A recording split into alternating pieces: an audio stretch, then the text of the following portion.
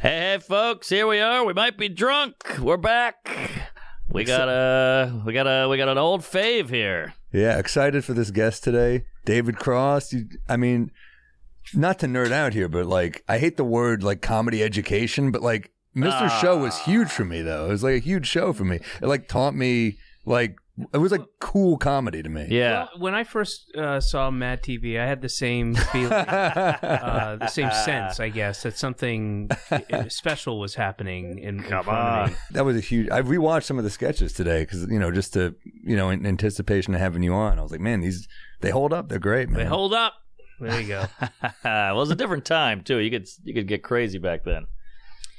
Yeah. Well, there's definitely stuff on there that. Somebody will, point out every once in a while, there's that thing that people say like, hey, you couldn't do this today, couldn't make that today. But there are truly there's a whole thing with Muhammad. We have a guy as Muhammad. And, in a very brief little thing about, called like these, whatever it is, like crazy religions or some kind of, it's like a goofy, thank you very much. This is going to remind some extremists right now that you did this and get you in trouble. We're right now, I'll tell you, we're on 39th on 251 West 39th. Well, it was also 16th floor. You come out of the elevator and you're just going to take a quick left and then... Yeah, Rogan Studios down the hall, so start there. But it was so cool seeing that show on HBO because you'd wear shorts. And as a kid, that blew my mind. Yeah, well, that was it was one of those things that it like Bob was a dress up in a suit guy, and I was not, and I just wanted to wear what I was comfortable in because you have a long day and night at the studio when you're shooting at the stage, mm-hmm.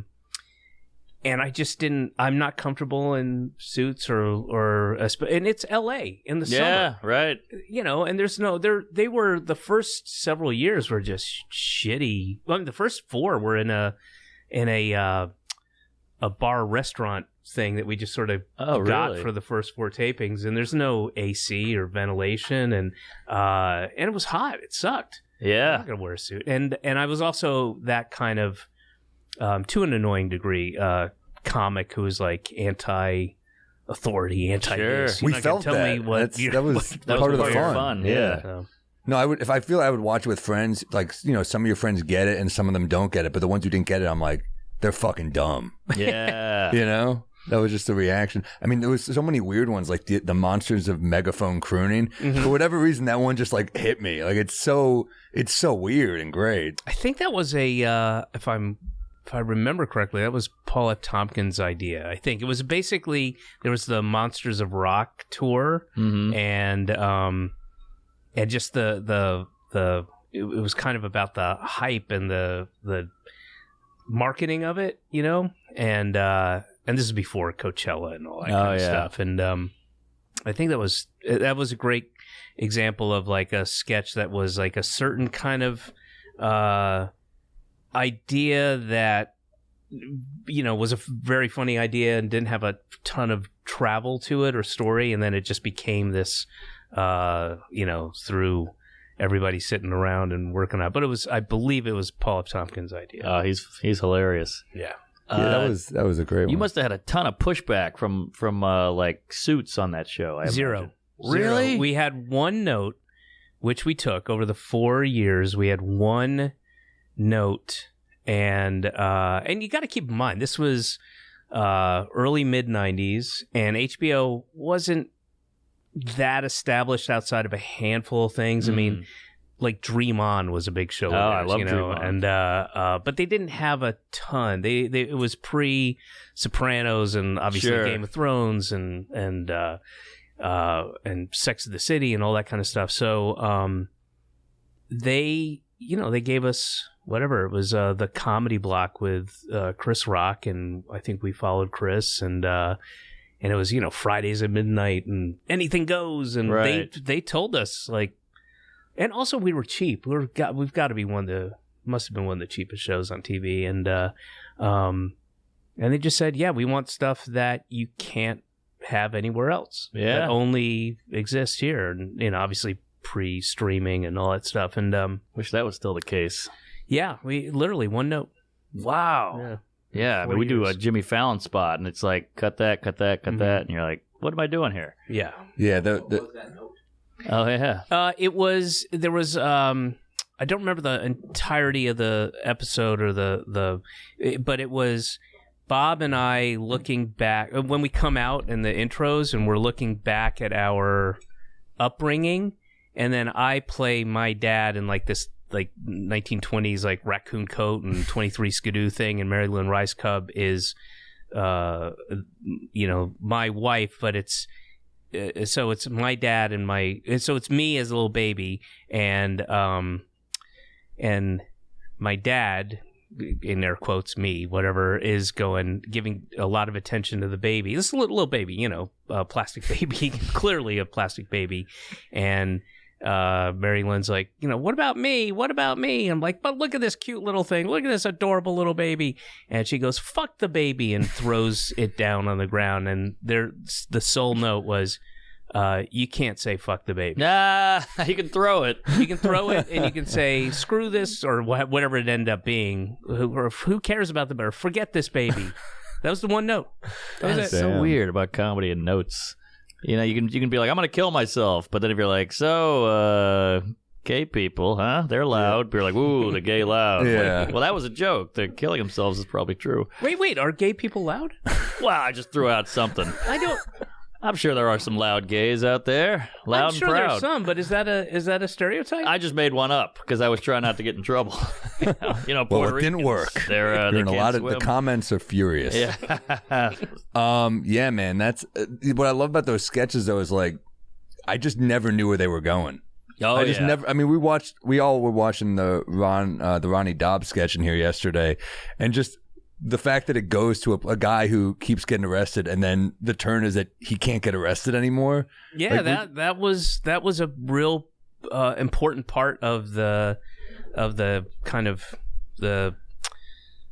We didn't have rules, but we had a handful of things that we were pretty that were important, like not doing specific parodies of specific people, and to keep it, somewhat vague, and to be about the idea of that kind of what that person represents, which I think is in part why it still holds up, But as opposed to like when you watch SNLs from, there's a sketch about Tanya Harding, you're like, what? Oh, I Right. vaguely remember that, but one of the things was to tell a story with the sketch if you could, I mean, why not? And then it became a movie. And it became a movie that nobody saw. I saw it. Okay, well, there's I don't know how many You people got know Mandy this. Patinkin in that movie. We Come did have on. Mandy Patinkin. We had a lot of there was some good stuff. And fortunately, it was Bob and I didn't officially disown it, but we were very disappointed. We were why am I even qualifying it? We were kicked out of editing, and we didn't have we were lied to about certain elements of that we wanted to hand in, that we thought we just assumed that was we would do what made the show successful, but that was taken away from us by people who clearly know better. And so it's hard for Bob and I to watch. I can't even. I doubt either of us have seen it in 20 years, but over 20 years probably. But Neither is the public. yeah, that's just as God has intended. But that would never get made today, not because it's offensive, just because it's not Marvel. Because we're too old. Well, there you go. Nobody wants to see me running around with my shirt off at this point. No, thank you you. looked pretty good then. You were thin. Yeah, then sure. Yeah. But there's only so many loud gays that are going to want to see that. Well, we have a title for this episode. Oh, yeah. Loud gays. Yeah, man. But you talk about like SNL, doing those, I guess time capsule type sketches and Mad TV. Were you resentful of those shows? Was part of you like, fuck these shows? No, not. I mean, Bob was more because he had worked there and he Right. did not have a great right. experience there. They'd miss out on a lot of talent. Like Bob is a great example of a guy that they didn't clearly didn't understand. You know, Patel. it's I've always said this. Like Larry David. it's not it works for what it is, and it's a really hard thing to have to have 1 week to turn around a live show and to have to humor a guest who doesn't have any particularly, you know, any skill set in comedy or anything like that, and that's a hard thing to do. And I just have zero interest in it. I don't watch it out of like resentment. I don't watch it because it's not very good. And you could tell that there's a lot of great ideas there, and if they had the time, and there's the on-screen talent is you know, phenomenal, and I know that there's good writing in there, but they just don't have the time. But that's not what they do. That's not what they're. Part of the fun is how quick it has to be flipped over. Well, fun is relative, I guess, but you know, it's just not. That's not for me or people like me. It's for the people who watch it, and there's a lot of people for loud gay people, I think. It's for loud gay Yeah, they people, just and love that's it. not me anymore. Not since the therapy. It's more Bravo. But you've got a Bob at SNL. I mean, like Tim Robinson, that's another example, right? His sketch show is hilarious, but Was he SNL? He's an SNL guy. Oh, there's I so didn't know many that. examples, Yeah. guys. There's so many examples. But that's not the machine they created. They created a lucrative machine, and that machine works a certain way. And I have zero interest in that as a comedy writer, performer. That doesn't interest me at all. But I mean, it works. Yeah, You know. still on. They're always that weird, like SNL's dead. They do that every 10 years about, but it's still here. But you can see, I mean, you'll see a sketch that, you know, if that sketch was able to go through kind of the process we had at Mr. Show, like, oh man, I bet that would have ended up being a great sketch. You certainly have the comedic acting chops there. Everybody's really exceptional, and it's just the writing doesn't get a chance. That's not what they do. Yeah. What's your favorite Mr. Show sketch that you ever did? Oh man, there's so many. There's some that have a really great memory attached to it. It was really fun to perform, you know, or shoot it. Some that were fun to write. I think there are a handful of like kind of perfect sketches.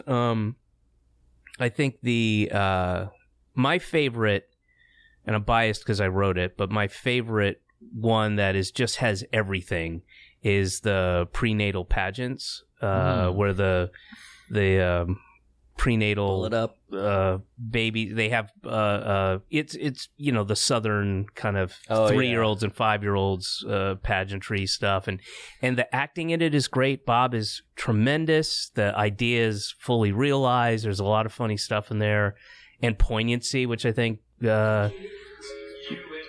are we supposed to watch this? Wow. I don't podcast. remember this one, but Aren't people listening to this? Well, it's video too. They they're watch fucked. it. All right.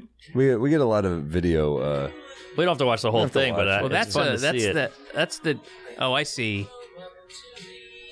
Oh, that's Oh, great. that's the TV show thing. That's not it. Oh, this is no, not the pageant. You're slipping, It Salacuse. says prenatal pageant. It does say it. Yes, I think. Interesting. Well, we had a lot of transitions and stuff, so you never know what goes into it and what.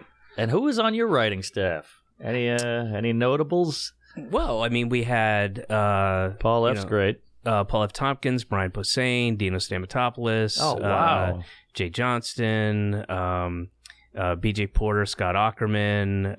We had various people throughout the years that would come and go.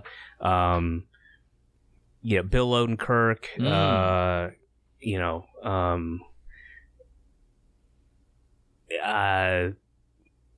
There's some others. No, that's a hell of a list.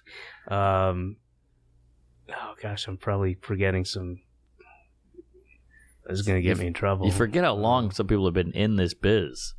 Yeah. Because were you a New York kind of Lower East Side alternative guy? No. Was I was in Boston. And before they had a term, before alternative was a term, but it was definitely especially in Boston in the 80s. I moved there in 83, end of 83, beginning of 84. And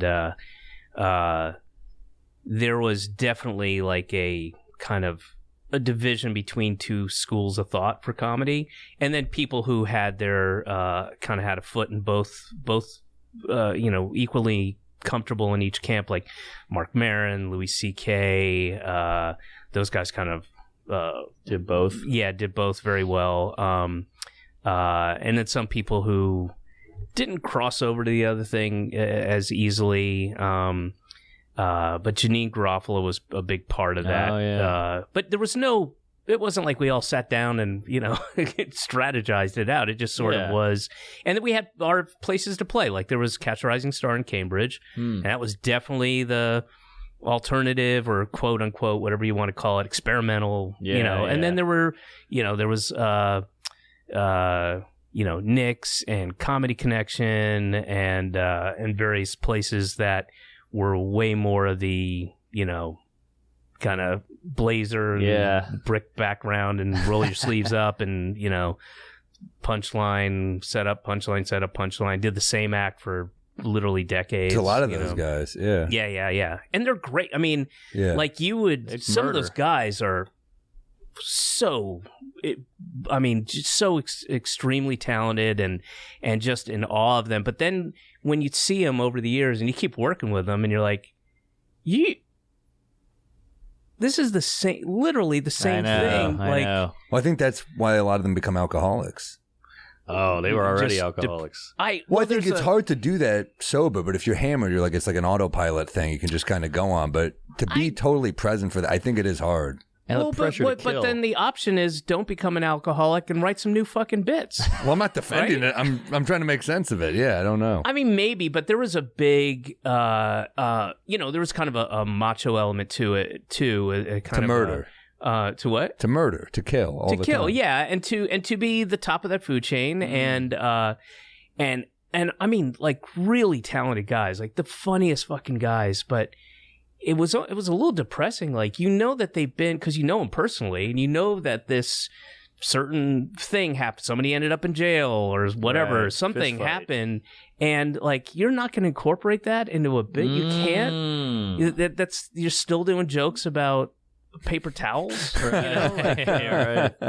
It's just weird. It was weird. And they're not tapping into the darkness and it's gold. A lot of those stories, but it would require failing and working the bit out where they have to go out there and crush it. That I think is a big part of it. Yeah. I think you just hit the nail on the head. We have to have a lot of humility to keep writing because it sucks to bomb. Yeah, I think that's a big part of it. And if you're, this is, times were flush and there was a glut of places do comedy. Everybody wanted it, and if you're one of those top guys, you could make a lot of money doing 5 sets a night over the weekend. Yep, all cash under the table, and tons of blow and drinking and partying and yeah, I mean, you could.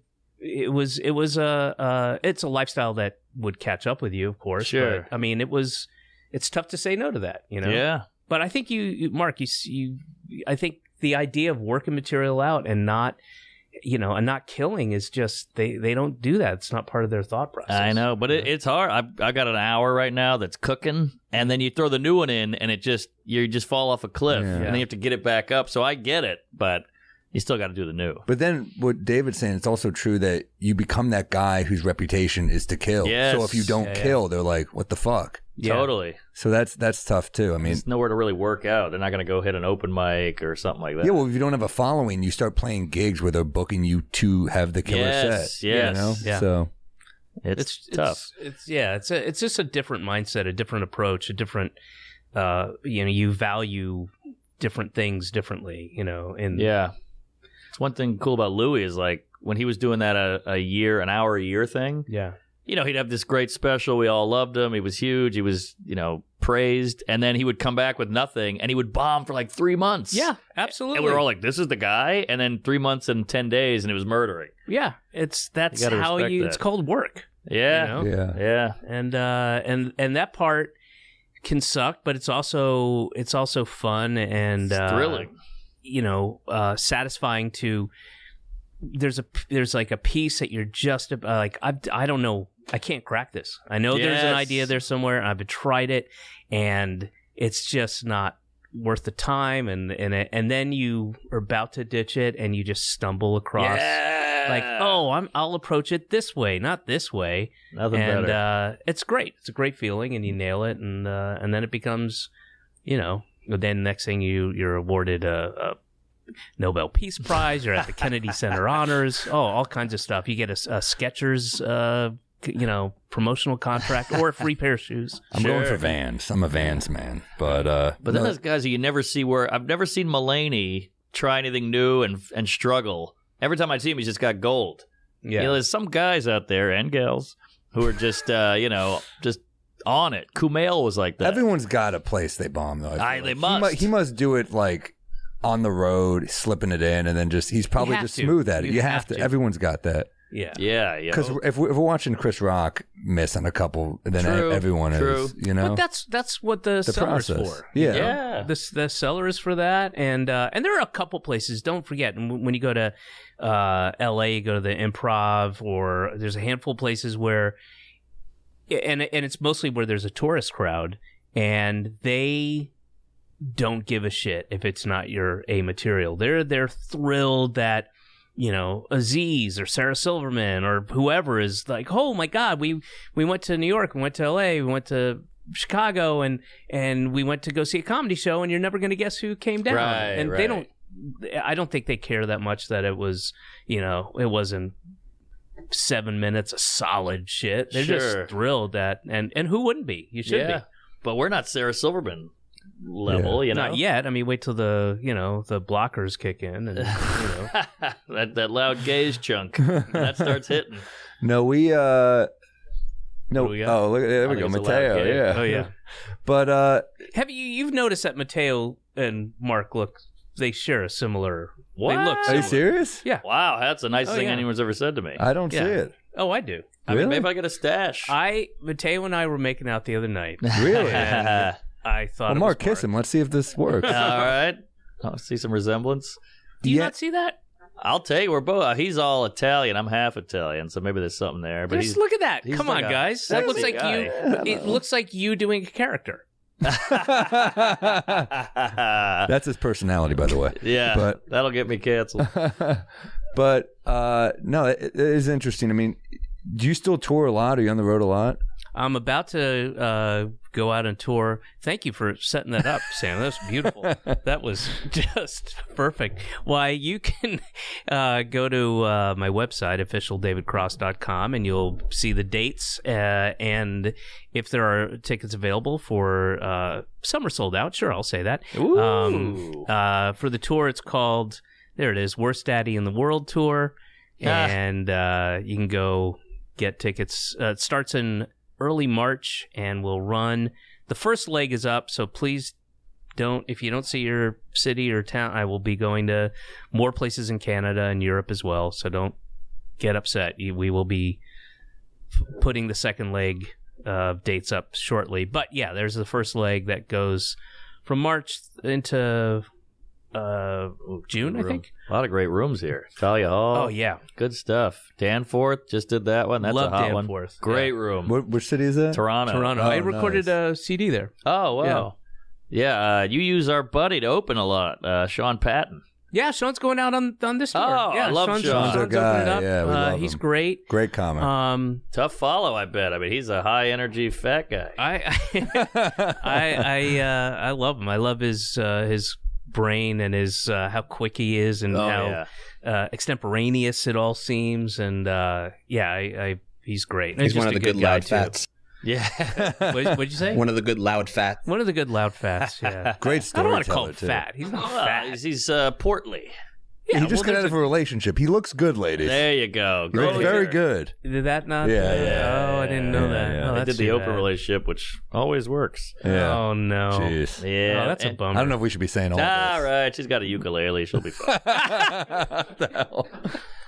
But we love you. And we love Caitlin, too. She's a Really good egg. good people. Yeah. Because Sean likes to booze. Yeah. And I think you like a nice I do. adult beverage every now and then. I met you in a bar. You definitely won't remember this because it was many years ago, but we were in a bar. The year was 1999. No, but the bar was the Blue you Oyster. were just hanging there. You were just having a drink, and a show popped up, which, like, I'm sure if you're a comic is your worst night. You're like, I'm going to get away from this one night. Can I take a guess? Because this has not happened too often. Yeah. Was it Parkside? No, it was actually, but it was Lower East Side. That's a great bar. It was that is a classic, but because that happened to me. It hasn't happened very often, but I remember being at Parkside and I'm there drinking with some friends and like, all right, we got are you here for the show? We're gonna get ready. Like, oh no. You want to do a set? Oh no. Well, this night you did do a set, and I thought, you were just having a beer, and they were like, "Do you want to go on?" You were like, "Yeah, all right." And I was like, "Damn, that's a comic. His night off." What bar is this? It was on First and A, I think. I don't remember the name. Library? Bar? I don't know. No, that was Second too and A, small. maybe Second and A. It was that area. Yeah, that would be the. What library doesn't have stand up? No, I did a not. Parkside Lounge. Wait. Was it 2A Yeah. upstairs at Yeah, 2A? yeah, that's what it was. That must have been it. That was it. Well, that was I used to live across the street, so that was one of 3 regular bars that I'd go to, so yeah, that makes sense. There's always a show there. It feels like every time I walk by, I see people sad that they have to listen to comedy upstairs. I did a show once at Parkside Lounge. I was like brand new to comedy, and this guy ran a show there. I don't remember his name, but he hosted a show. There were good comics on the show.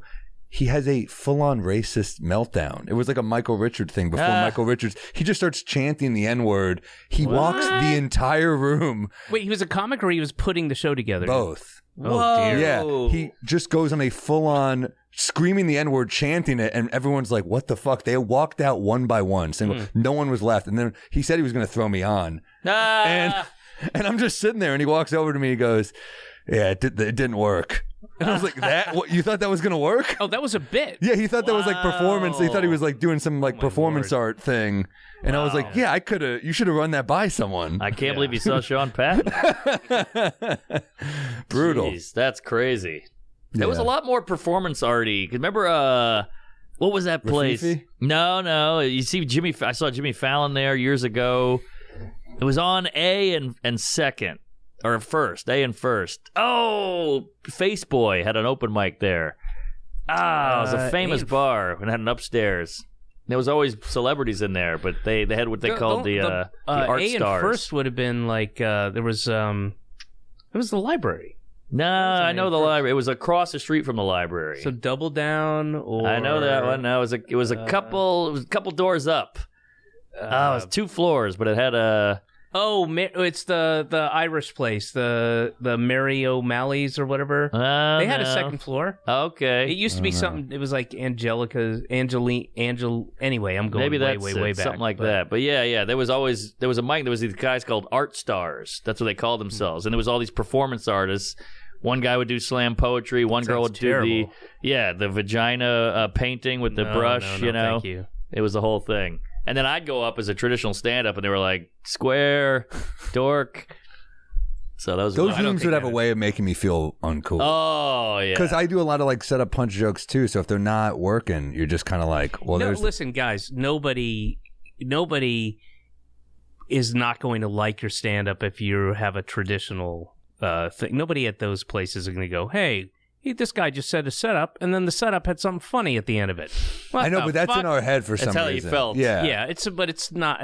I think if you're funny, you're funny. I agree. Yeah, because there was a we lot weren't of secure. Now I feel comfortable in any room, but there was a time when I was like, oh, I don't do this room. I'm more of a club comic. That was actually something that we ran into when this is going a little bit further back, but in Los Angeles, that whole out of the Mr. Show, that whole crowd, and when people started, when the New York Times wrote about alternative comedy, somebody came up with that thing, and that became a thing. And now there's and the Larry Sanders Show has Janine Garofalo and Marilyn Rice Cub and Bob Odenkirk and all that. Well, it suddenly became a thing, and then getting either friends of ours or people that we admired that were, more traditional comics, come on down, do the show.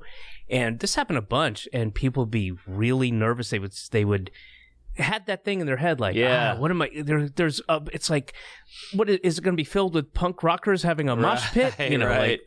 like that attitude, and we're like, it's going to be fine. Nobody gives a shit.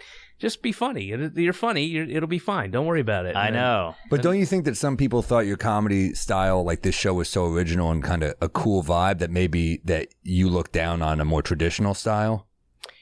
Perhaps, yeah, but we tried to dispel that notion immediately. You know, That's nice. because it wasn't it happened more than a handful of times where people were like, oh, I don't know if they're gonna like me. Like, of course they'll like you. Yeah. There's no rule. Just be funny. And it's a person that you know and admire, so you know that there's something there. Just come down and you'll just discover it. Just have it's a safe place. Yeah. It's a comedy safe place. Yes. And he had guys who I would see Todd Barry at the Cellar, then I'd see Todd Barry at UCB, and he would kill everywhere. Yeah.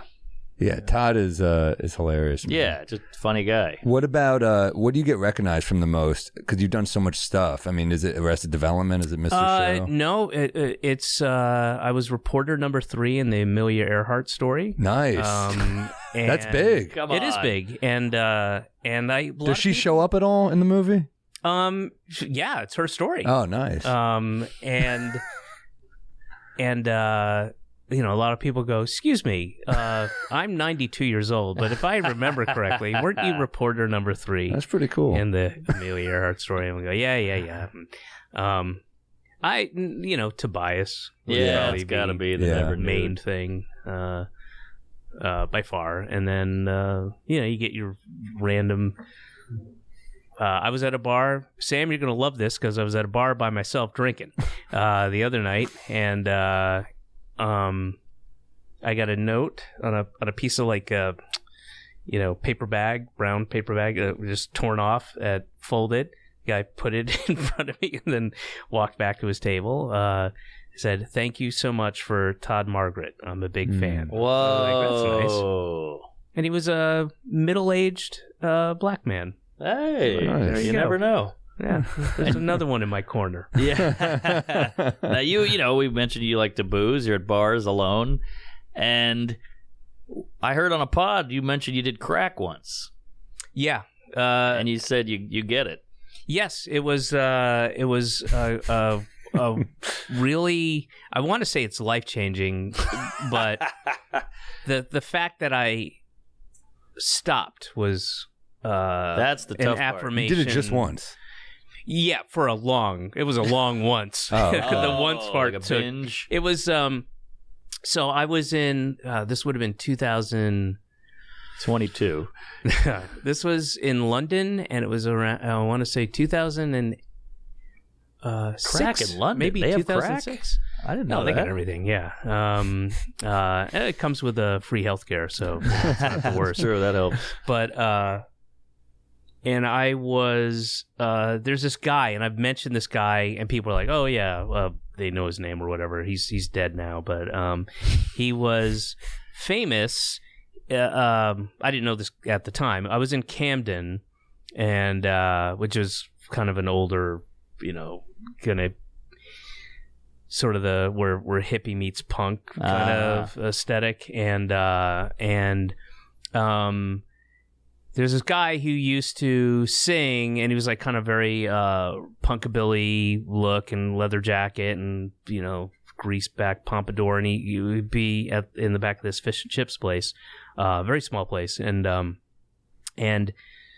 somebody, oh right, of course, it was one of the Vice guys. So it was this guy named Andy Capper, who's got amazing stories, and who's I haven't spoken to him in a long time, but we would hang out, and that's a guy you're going to get in trouble with. And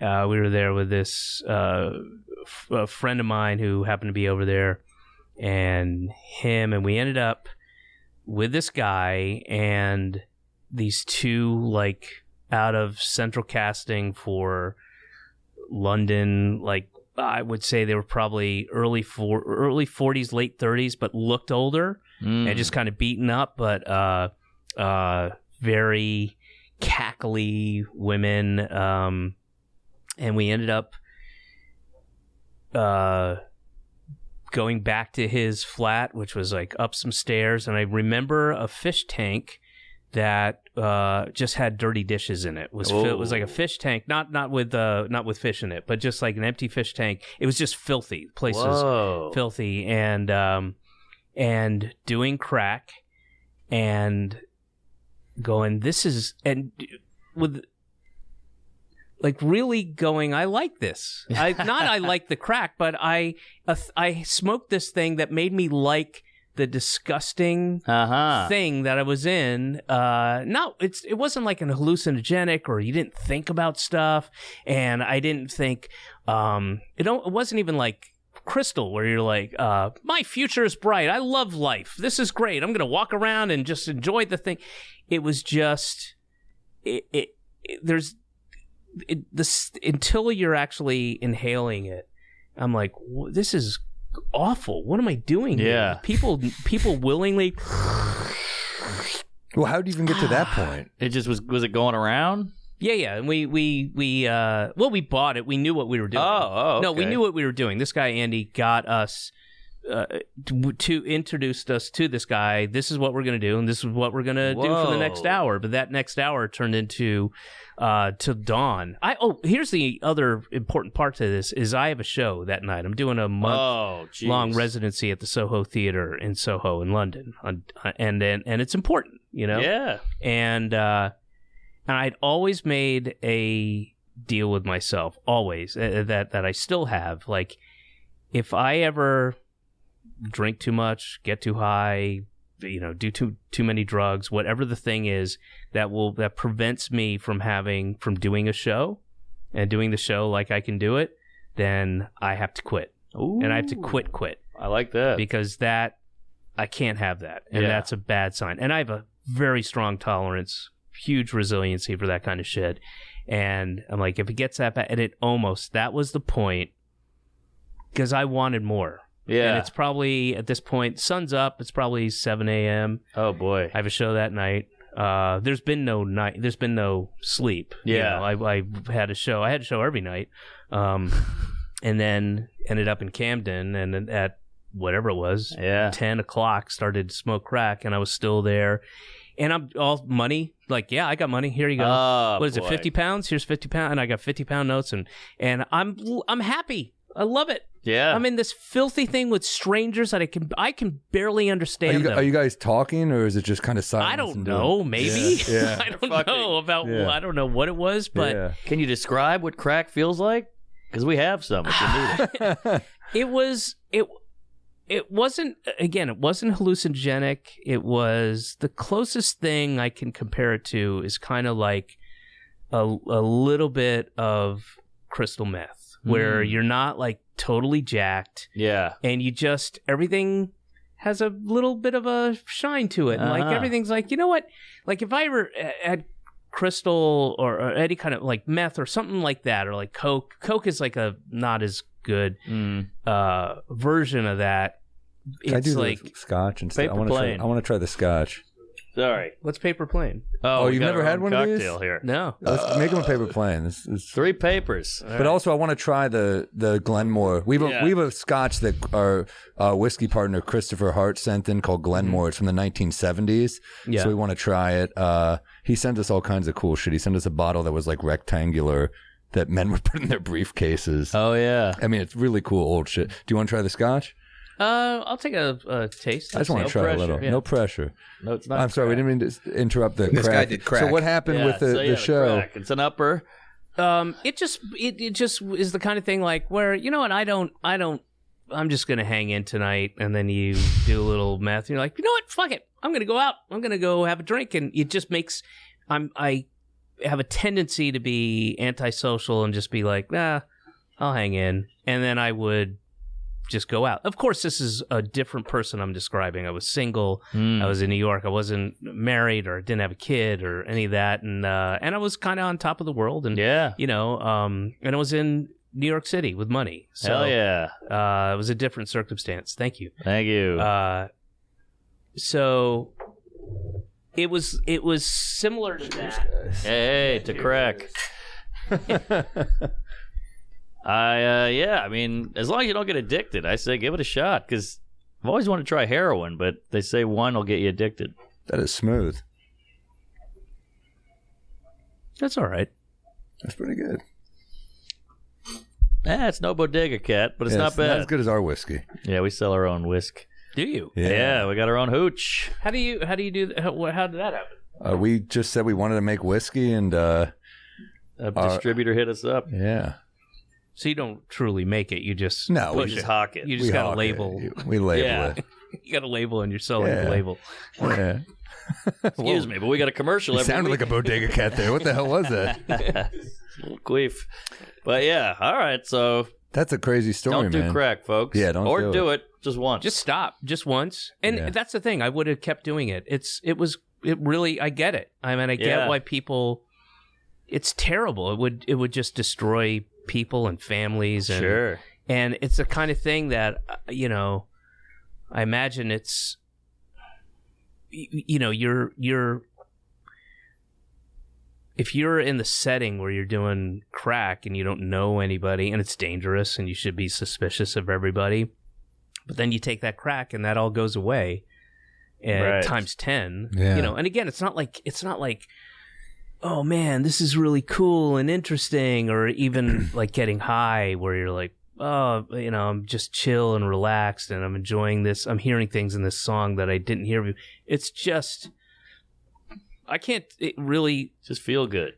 It feels great. I was in a really weird, bleak, strange setting that, as the sun came up, had a little bit of like, it's almost like after a one-night stand, and you're not drunk anymore. Yeah, Like, yeah. Oh, shit. Been there.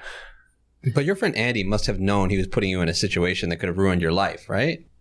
No, I When he took went you to into that it background. willingly. It wasn't a surprise. He didn't like blindfold me and, go. Also, if he's willing to do it, he probably doesn't have the, in the moment awareness, right? I would think. I was totally willing to do it. Yeah. I was like, sure. And I'd never done it before. And I'm by nature, I'm a very curious person, and I'll try this thing, and I'll eat anything, and I'll try this once, and I'm one of those guys. And I was like, yeah, fuck it, I'll take it. And I had a predilection for drugs too, and my responsibilities were to nobody but myself, and just Yeah. like, oh, I got a show in 22 hours, whatever, Right. and How was that show? it was fine. It was Yeah. fine. You mentioned the crack? I probably. I would assume. I would imagine. Yeah. Yeah. Not like those 80s hacks in Boston. They wouldn't have said anything. Just done the same act. But yeah, good for you. I mean, if you're going to do crack, you got no kids, you got no responsibilities. You're in As I said, this was another a long country. time ago. It was a different person. Yeah. I mean, if you offered me crack right now, of course I'd have to think about it. But I wouldn't.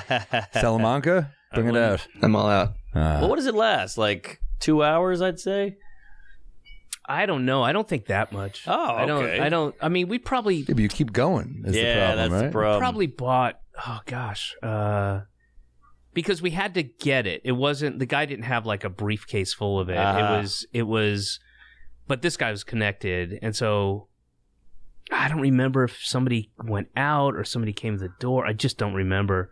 'Cause I remember watching The Mole People. Remember that movie about the guys in the subway? And I was always like, how could they live like this? It's damp, it's rats, it's shitting in a Dark bucket. Days? Dark days, Yeah, but they're all yeah. on crack. Yeah. So you can live anywhere. It's like you said with You the can. dishes You in can. the fish tank. It's like That's virtual an- reality. That's an Right? image It's like that's those like goggles. That's an unforgettable image. I know. It's, Yeah, I remember that quite well. It's one of the few things I remember outside of the I have a vague overview of it, but one specific thing I remember is, there's a fish tank, empty fish tank with dirty dishes. That's impressive almost. And also, it was such a small place. I mean, the whatever kitchen there might have been would have been one of those tiny, shitty, like a sink and a, I don't know. Yeah, it was pretty bleak. But I guess that was this. It's kind of similar to, when there's a guy, whether they're like homeless or they're just indigent or whatever, on your local guy Yep. or woman who's always hitting you up, and over the years does it, and it's that feeling of like I've got just enough, and now I got enough money to get a cheese pizza, and this will hold me, and I'm just gonna sit in my room, and then I'll come out when I need more money for another cheese pizza. Well, that's the thing about meth. Is at least with the meth, you'd clean up, probably. Yes. Oh, and you scrub to the... Yeah. What I'm saying is all life is precious. There you go. That's what I want you to take from this. All life is precious. All right, well, you hear that, Whitney Houston? Probably not. No, she doesn't, I guess she didn't, but she liked the crack. Man, first Gerard, now you. What's happening here? What? Did he He went hard at her. Oh, really? No, I don't know. Another beer, That's please. a little Thanks. weird. We got to ask a little bit of Arrested Development. I know it's a big change of gears here, but like, Two legendary comedies. So I mean, such an insane cast to be a part of. I mean, that was so quickly. There are a handful of shows where you're like, the cast is perfect. Yeah. Like, I can't imagine. Thank you so much. I can't imagine,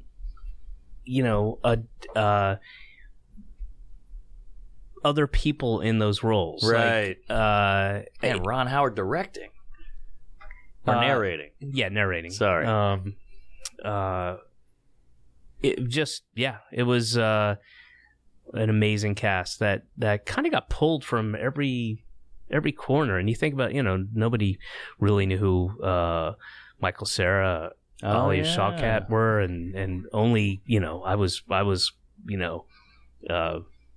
under the radar, and nobody knew who Will was, and or Tony Hale. Oh, yeah. I mean, just it was pretty amazing. Just all heavyweights, like everyone on that. And I mean, R.I.P. Jessica Walter, man, she was so damn fun. Were you? Oh yeah. Were you close with her at all on set or no? I was not. I mean, not particularly close. I mean, we were all supportive of each other, and we worked together for 5 years over the years, and all that cliche shit about being a family is true. I mean, you really, but yeah, it was. I mean, I'm still friendly with. I was just hanging out with Michael, 4 or 5 nights ago. Oh wow, yeah, doing crack. Nice, nice. And Michael just had a kid. All right. Yeah, that show. I mean, it's on Netflix, so I just put it on, and it's so fun. It might have the most jokes per minute, maybe 30 Rock. Yeah, but it's up there with rapid fire. Yeah. Well, I remember when it first came out, and the internet was not new, but relatively we were kind of finding our way with it. But discovering jokes that I didn't realize were there. Yes. Through like chat rooms and stuff. The things that I didn't get when we were shooting it or watching it later. Like That's it didn't insane. occur to me that, either conceptually or something that, was planted in one episode and then paid off a season later in another episode, shit like that. There's a documentary about the show and like people who love the show, and they have shit in there that they talk to the writers, and half of it I missed on the show. Yeah. I mean, down not just a regular cast, but down to like Carl Weathers. It's amazing. Yeah. Got yourself a soup. Yeah. Yeah, amazing. And Henry Winkler. Yeah, everybody's my God, It's quite a cast. Yeah. Will Arnett. Yeah. Doesn't get any funnier than that. Yeah, man. It's one of those things I think about, like, because they were struggling to find Job. When they first brought it to me, they asked me to look at Job, and I had no handle on Job at all. Mm-hmm. But then you watch Will, and you're like, oh, of course. Yeah. That's it. That's Job. Who else? There's no one else that would be Job, and Tony Hale. Just all of it across the board, Are you still consuming comedy as a comedy guy, or are you kind of like, I just go out and do my shows and I go home? Well, probably less intensely than I used to, but I mean, I'm still hunting for the dark, cringy British comedies, which are many. Peep Show. Yeah. And occasionally we'll see. Thank you. a name on on the Netflix algorithm or something. There'll be thank you. No pressure. I'll take a sip. All right. See how it is. And I'll check that person out. Yeah. Or something. Somebody that the kids are talking about. I'll go and check them out. A guy named I don't know if I'm going to get this right. Sam Morril, who I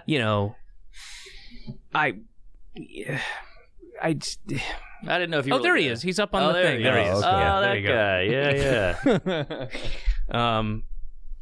But yeah, I'm actually watching this show currently. I'm almost at the very end of the first season, and I'm really digging it. British show called I Hate Susie. It's good. It's really good, and and also just right up my alley. It's takes its time. It's got some really cringe moments, but they're willing to kind of explore the characters. It's good. She kind of gets canceled online. That show is great. And it starts off like that. I mean, the thing just hits the gas running, which is there's another British show I'll watch called. it. You feel it too. They did an American version, but the British show Shameless. Oh yeah, is great. I mean, check out the British version, but that show. I mean, it starts. It just boom. The story's going. Is it similar to the American? I've seen the American. I haven't seen the American. I read the script for it, and I remember being disappointed that it took place in Chicago. Which one of the great things about the British show is it's all, almost all of it, at least for the first couple seasons, are just take place in this council flat in Manchester, and there's a pub. That they all go to, and there's like a little off-license bodega type place that they go to, but it feels like they're trapped there. And I was like, they put it in Chicago, and like you can escape in any way, right, good point. Easily. You can get on the L train, whatever. And the American version is kind of dramatic. It's more like family lovey-dovey, where this seems more like a comedy. It's comedy. I mean, there's some moments of poignancy to it, but I highly recommend it. That's a show that just, starts, and great cast. Also, another great cast. I'm gonna check these out. What are there like comfort watches for you on the road that you just revisit? Is there stuff that you're like, this is my road thing? I never watch TV on the road. Really? I go, no, I mean, my show, I'm doing like 2 hours, and wow, that's long.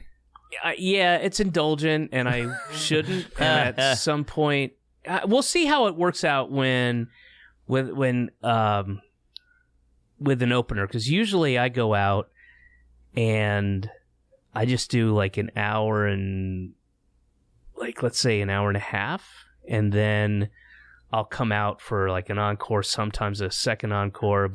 And by then I'm kind of half in the bag, and I'm just sort of shooting the shit and loving it. You know what it's like when you're on stage and you just kill it. Like, we dick around at the end too, but it's usually like, give us a current topic and we just riff, exactly. Whatever. Yeah. So I think it's a good thing that I got an Sean opening. It's going to make me be a little more tighter. How long do you have him do? Just 15. So that's one bit.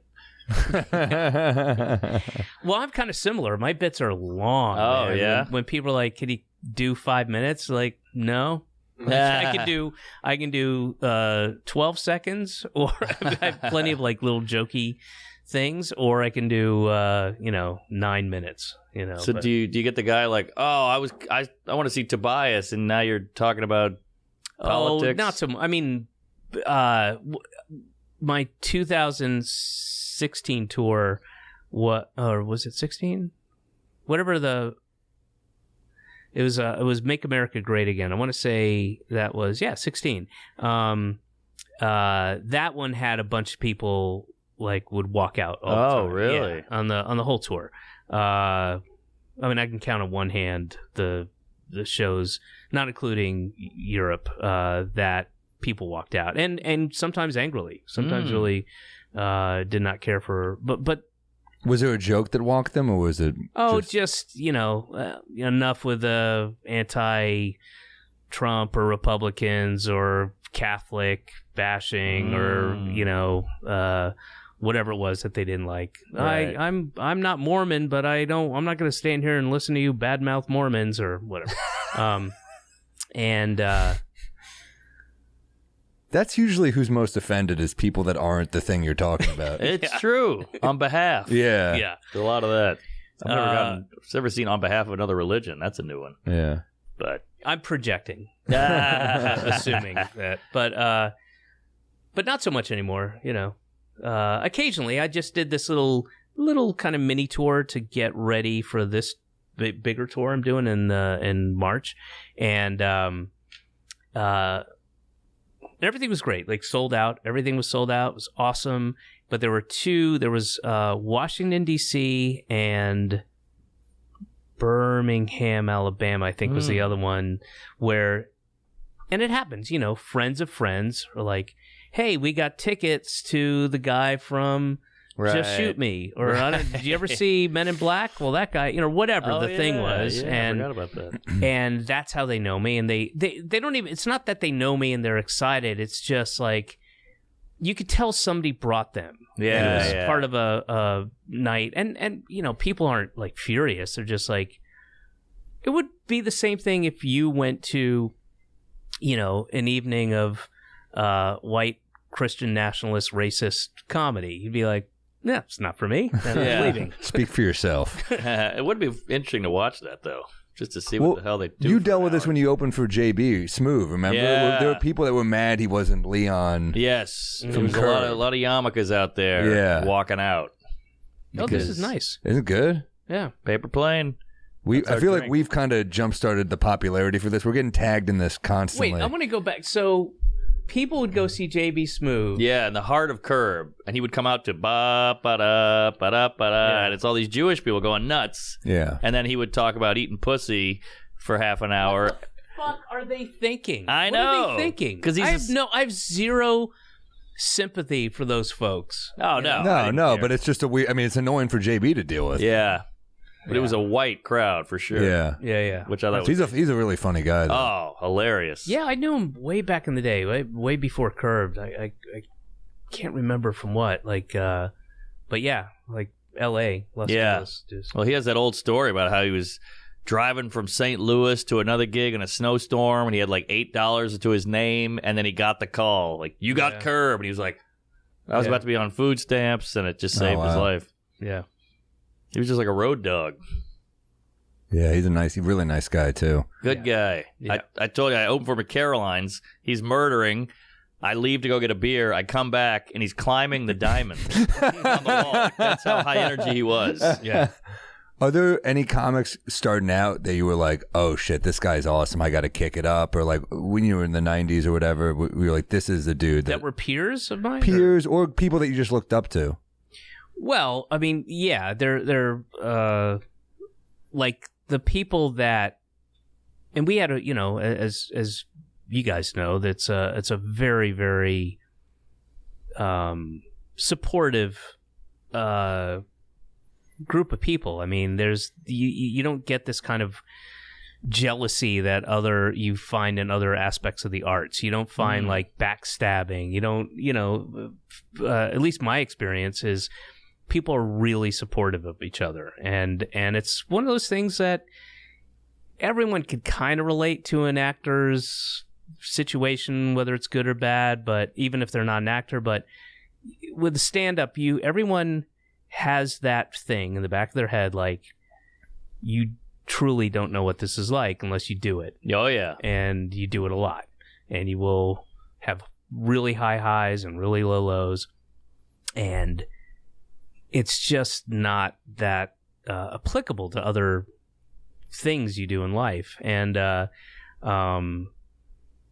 so, my peers who I really looked up to, and I wanted, like, it meant the world to me if they liked something or they gave me constructive criticism, but it was couched in like, this is really good, but I think you need to do this. I mean, people like, the people I mentioned before, like, Louis and Janine and like great joke writers like Laura Keitlinger.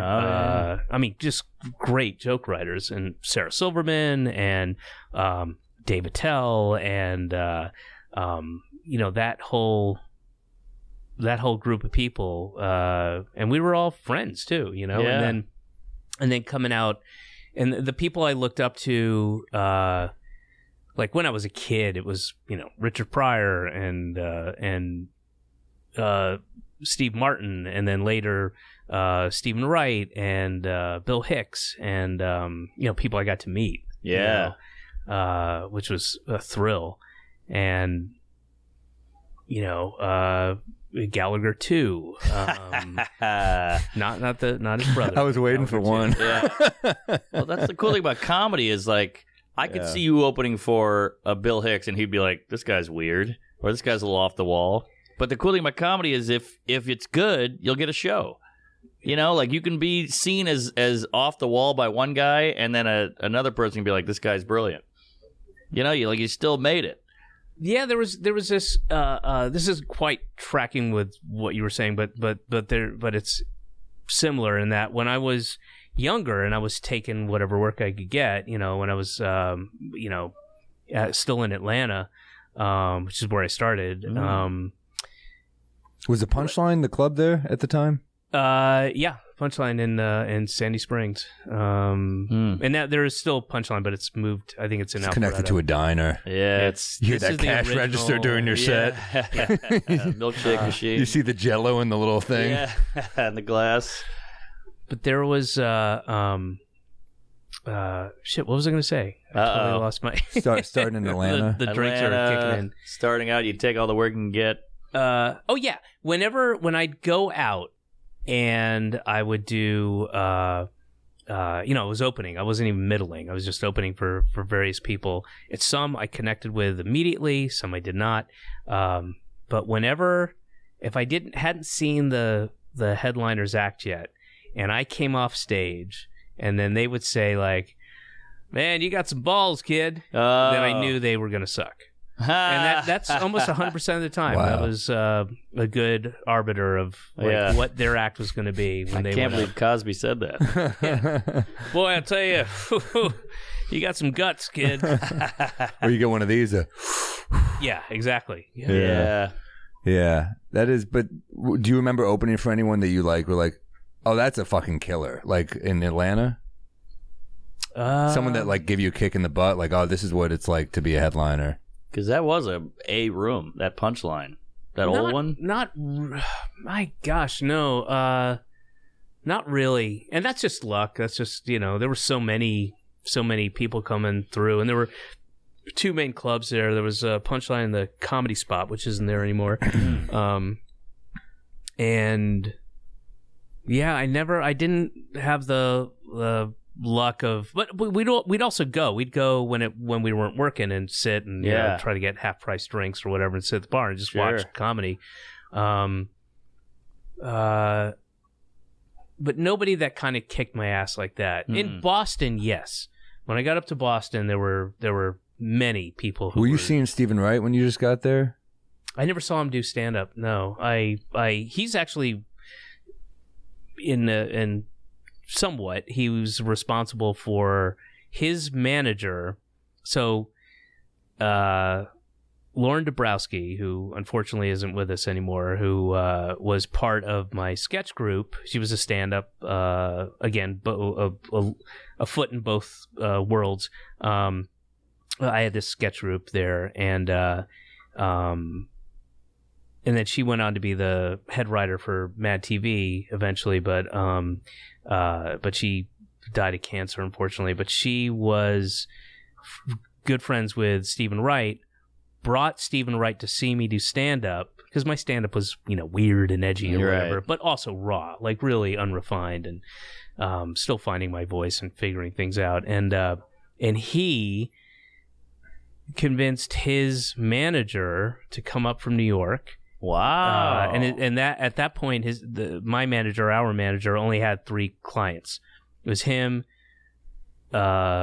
Tom Kenny and Michael O'Donoghue, who's also not with us, was a writer on SNL, the original. Tom Kenny of SpongeBob? Yeah. Oh. And in so many And Mr. Show sketches, yeah. Uh-huh. And he convinced, so he came out and saw me. He convinced Tim Sarkis to come up to Boston, and then he basically signed me, and that, put me on this path that brought me to West 39th Street. Wow. There you go. Wow, Stephen Wright, man. Damn, what a guy. That's Paper cool. Plane. Why is it called Paper Plane? Beer Jew? Oh, it's an old drink. This guy in Chicago in the 80s invented it, and it's based on prohibition style drinks. Uh-huh. It was made in the 80s. He just used the same proportions. Mm-hmm. And I'm not sure exactly why he called it paper plane. There doesn't really seem to be any history behind it. Most drink history is just living anyway. Yeah, that sounded cool. It probably started out as one thing, and then by the third drink became a completely different thing. So history's a little suspect. We got these fun facts, too, about the Glenmore whiskey, the 70s bottle from our whiskey fun. partner. I love fun. Well, he said there used to be an What kind of fun agreement. stuff you got? There used to be an agreement never to use women to sell whiskey, and Glenmore was the first whiskey to say fuck that and use women and sex to sell whiskey. Who was the agreement? I don't know. I guess they just didn't. It was an unwritten Guys? rule, I guess. Some Matt guys in Avenue. Scotland? Everybody in Tennessee and Kentucky was like, no women on our bottles. Yeah. So they say it's owned currently by the same company that makes Pappy. So Pappy Van Winkle. good Also, stuff. I hate to shit on your story, but Uh-oh. We got the paper says plane. that it was someone came up with it in 2007 and based the name off the MIA song "Paper Planes." No. That's not- Get that's out not of even here. remotely- That's This what is the internet old. says. This is Wait, hold on. I saw it in two places. I got a third one that it's 2001 and it's after 9/11. There we go. Sorry. It also says here 2007. And That's the too wiki, late. This is an old drink. he said modeled after an old drink. Oh. After an old drink, but I'm pretty sure it was made in Chicago in the 80s. This is my favorite new cocktail that you've made us. Yeah. You've made us a lot of good shit. But These this are is- some really fun facts. Yeah. We lost David officially. It was a good run. Fun stuff. One Fun. fact about this kind of drink, though, is like it's all equal parts, and the reason that Prohibition cocktails were always all equal parts was because cocktail recipe books were seen as paraphernalia, and bartenders could get arrested for just having the recipe books on them. How do you like So that? they couldn't write them down, so they made all their drinks very simple. So it would be like equal parts of each alcohol. I see. Just remember what alcohols to put in, and then you put in equal parts. It makes sense, but going by that logic, at some point you're just going just throwing shit in a glass, right? But that's how a lot of drinks were made, right? That's why cocktails became so popular during and after the Prohibition, was because you didn't have quality alcohol, so you couldn't drink it. You can't drink alcohol. So you had to mix it with other liqueurs and stuff. That's to make interesting. that all palatable. Because before the Prohibition, when whiskey was made legally in the United States, everybody just drank whiskey maybe with a little water because it was very well made. Yeah. And then when people started making it in their bathtubs, you have to cut it with something. That makes sense. 110 proof, and your teeth will fall out. Yeah. Well, I tried some whiskey that was made in a fish tank, and it tasted like plates. It was awful.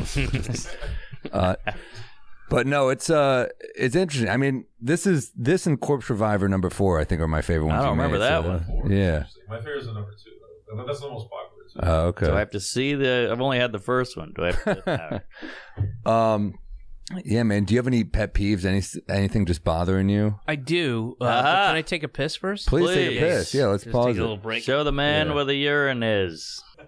This show is sponsored by BetterHelp. When life gets you feeling overwhelmed, working with a therapist can make you feel more prepared and take on everything that life throws at you.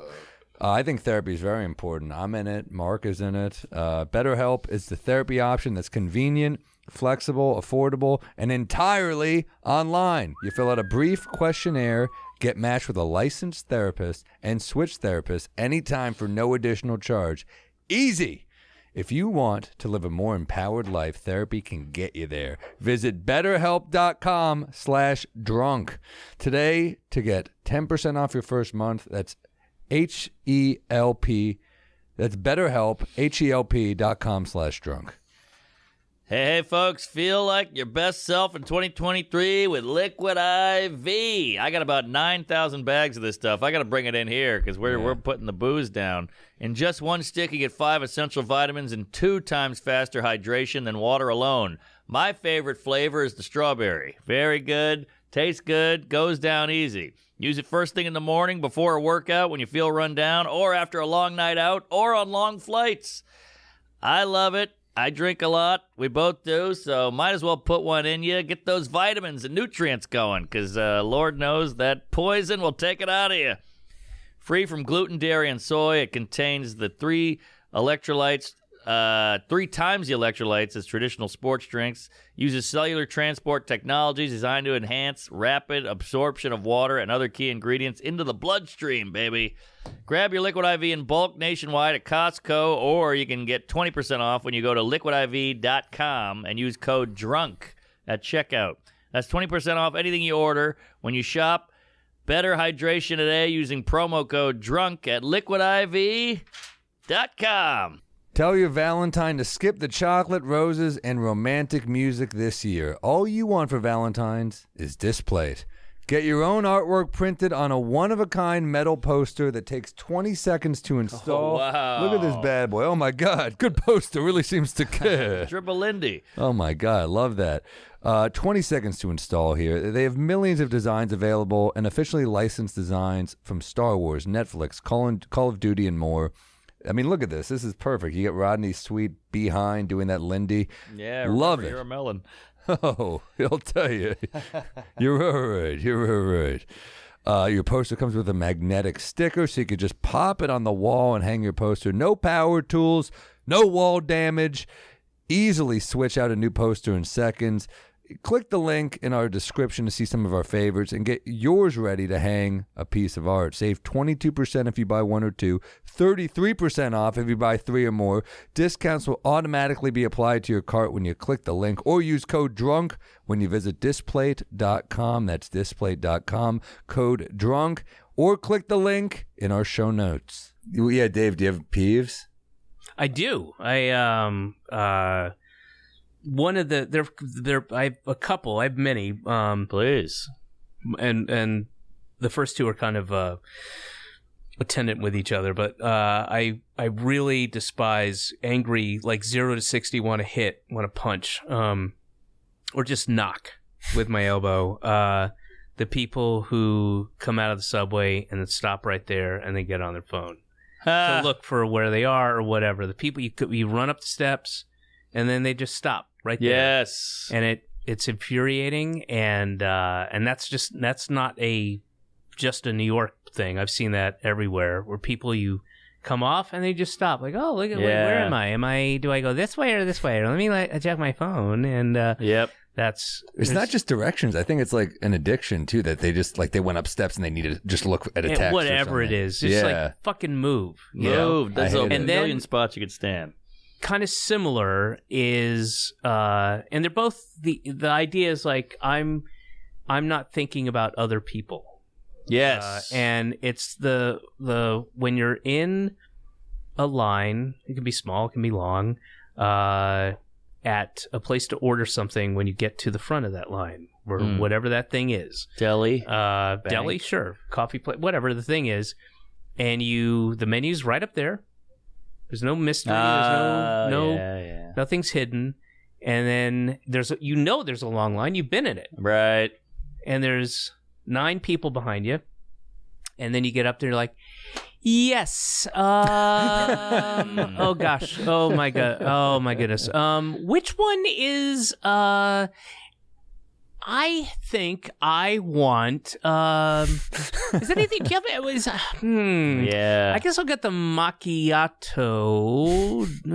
Do I want large or small? I don't. That's fucking like. That's crazy. You've had all motherfucking day to figure it out. Huge peeve of mine too, and this is the bigger peeve. It's not a long line, but it's a line of one person who takes forever. Yeah. It's a long line, at least. If that's what I mean. Like, yeah, totally. It's just the one person who. Yeah. And that one person has been in line and watched people go up there. Yep. And it also speaks to just a general, that person is just not aware of other people and what they might be dealing with. Like, totally. and they're probably the first person to be like, "Hey, asshole, I'm trying to do this thing." You know? And I hate that shit. That happened. You were just in Nashville. We went to Hattie B's last time we were there, and I was like, I want the experience. The clubs that they get it for us. And also, Hattie B's you have a minimum. There's not a huge menu. Exactly. Yeah, right. So It's fucking figure the hot it out. chicken. That's what you get. You want a sandwich or a breast? Yeah. Right. But we're in line for a fucking hour. The clubs that they get it for us, I'm like, no, I want to go. I want to do the experience. It's fun. We're in line for an hour. We get to the front. 6 women in front of us. They don't order together. They all pay single. And on my top of it, God. they all were like, Yeah. Oh my God, that is nightmare. Made us. We were infuriating. laughing. We weren't even mad. It was so annoying. We started laughing. Yeah. That's infuriating. Yeah. But you want to just go, I know what I want. Let me go ahead of you. But they never do. They like the window. They like that moment. It's just not considerate of other people. No. And there's this entitlement of like, well, I waited in line for an hour, so I'm going to take my time. Yeah, As opposed exactly. to, hey, man, this is a long wait. I'm going to make sure everybody else has, Right. slightly better experience, That's the only good thing about the airport. You go to the airport and they're like, laptop out, shoes off, belt, pockets empty, and there's always someone who gets up there and is like, do I have to take the laptop out? And that's why they keep saying it, which is Well, annoying, but they have to do it. That's a pet peeve, actually, is not that in itself, but the attitude that some of the TSA people have. And You've got clear and pre-check though. I have pre-check. I don't have clear, but that's enough. That's fine. Yeah. But the thing where they kind of like are exasperated and roll their eyes, like, people take your laptops out and like, hey, dude, none of us here. We're all complying. You don't have to give this attitude. Nobody here has gone. I'm sorry. I've never flown before, and the whole thing is mystifying. But nobody's doing that. First of all, we're all in pre-check or whatever. Oh, yeah. So, but this attitude, like, people, listen to me. Okay. Yeah. We got it. Right. Yeah, the later boarding groups too. You don't want to be. That's why you want to be in the early boarding groups, not just to get on the flight, but those are the people that usually know what the fuck they're doing. Mm-hmm. So when you're boarding late, like you ever miss a connection, you're boarding late. These people are like, "Wait, what do I do?" I'm like, "You've never been on a plane?" Know. Well, I think we can get away with. Let's get rid of the safety thing on the plane. We've all heard it, and no one's listening anyway. Everyone's got their earbuds. I get really annoyed when I was watching the Giants playoffs game on. They mute the show. It was a fucking good game, and they go, guys, this is the seatbelt, and I'm like, dude, it's fucking. We know it. And they It's the make it playoffs. long. They make it long on purpose. It's like, don't tamper, don't fuck with, don't play with, don't smoke. You're like, Have you thought we got it. of petitioning the FAA and seeing if when there's a playoff game, we're all aware. I write it every write a time. letter. Speed it up. They always go, do you have we would fill out the survey, and I always write announcements. Too many announcements. I write it You every fill time. that out? Every time. Wow. I just write that. That's all I write, and I push send. Then I send a dick That's pic. like what my mom says to do. She's like, you should write a letter. Yeah. I don't think that's happening anymore. Well, She meant like long form. Like, Yeah. Yeah. Oh, she really did. write your Dear congressman. Delta Airlines. Well, you've done it again. But yeah, that's a good peeve. I'm up there. I saw a guy looking at TikTok in the turnstile, like literally, like kind of leaning on it. There's 4 turnstiles. He had one of them. Yeah, that's pretty awful. You know what I saw on the turnstile? A guy was ripping his fucking tooth out. I don't know what drug he was on, but he's ripping his tooth out. And this is meth. And everyone on the Tooth Fairy. Tooth Fairy will give me one last hit. Okay. Where's that Tooth Fairy? but everyone was like, "What the fuck?" But not in a compassionate way. They were like, "You're blocking the fucking thing." Right. It's the most New York shit ever. Where they're just like, "Dude, All right, I'm sorry. Rip it but off in what the corner." What compassion are you going to show a guy who's ripping off his tooth? poor guy, you ripped your tooth out." No, and I don't mean this. I know it came off that way, and I should so, but what kind of compassion would you show him? What would you do? Oh, I don't know. What do you think? Well, you can Something. do the tooth 2 feet away. Go sit on the bench and do the tooth. Aw. Something. I don't know. It was. That's a dark thing. You see so much dark shit in this city. Yeah. It's But you know. It happens. It's out there. You can't avoid it. But that's what makes the city the city. Another subway peeve is the guys who try to get off before you get on, or they try to get on before you get off, rather. Yeah, That's I think people are better about that though than. I think people are pretty good about that, more than my memory of the past. That seems to be something that's been instilled in people. Yeah, you still have it. Yeah, but there's way less of that than there used to be. It used to be really kind of every man for himself, and I think there's a little bit of that kind of general, collective consciousness of that thing. It isn't as bad to me as it used to be.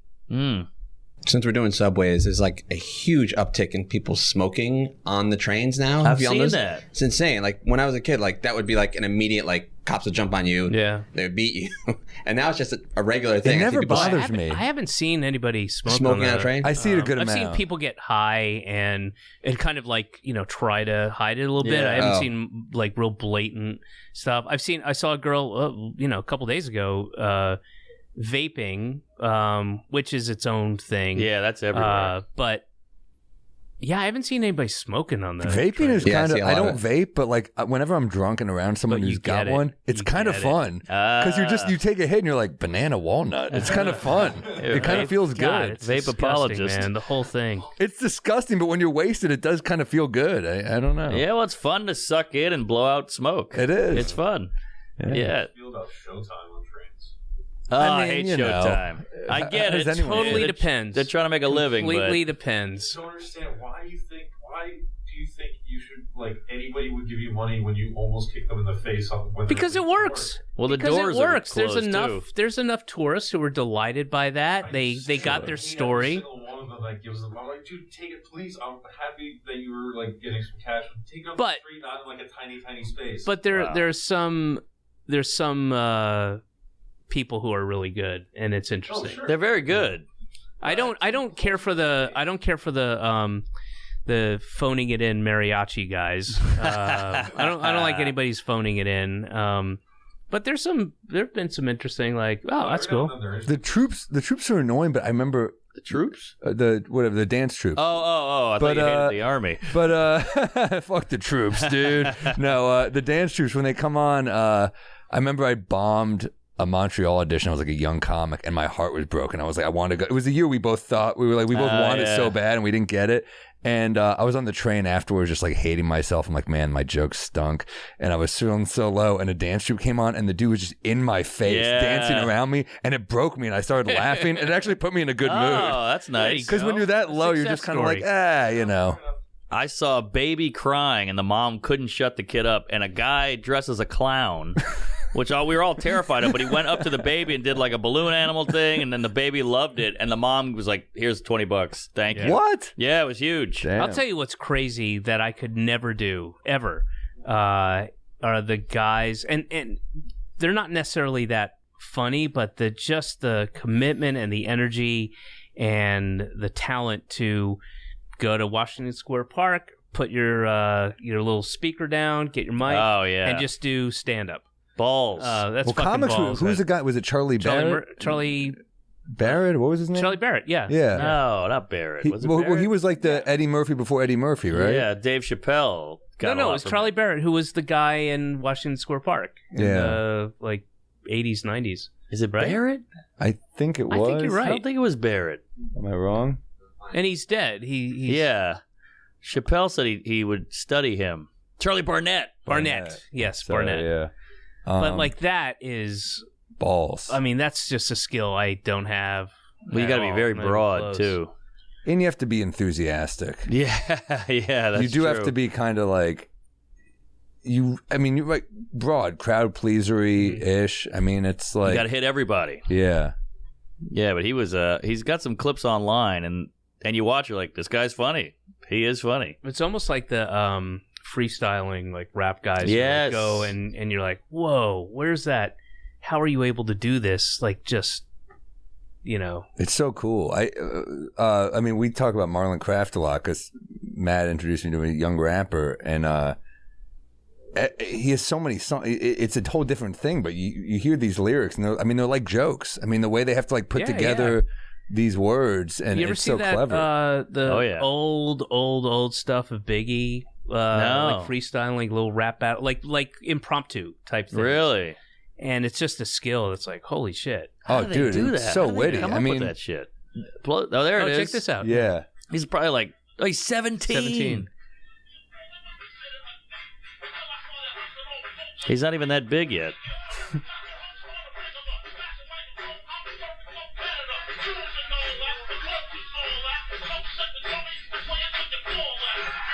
No, I love when the guy caves. He's like, you got me. That's the best.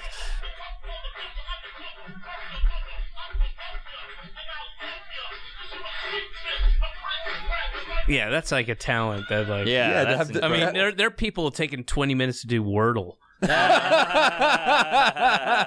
he's, I mean, it's pretty. But to have the voice, the confidence, the beat, Yeah. like, the wit. I mean, you just have to have everything. It's like race car driving where you have to have such low heart rate because you have to keep thinking of shit and not get panicked. It's incredible. Yeah, I mean that's it's crazy.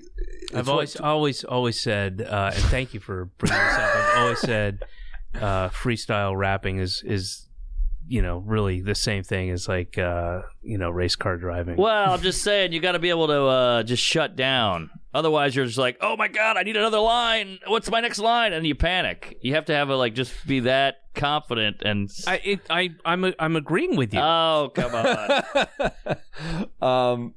It's crazy. Tupac and Biggie, they both died at 25? 25? No. Well, how old were they? It's insanely young how they both died at a crazy young age. He was even younger. How old was he? 24. 24. Whoa, Tupac he had did to a be older. lot. That's insane to have the body of work he had and die at 24. Yeah. And the And body. Pac was 25. Yeah, that's What? You're There right. you go. Yeah. Holy shit! It's like that's unreal.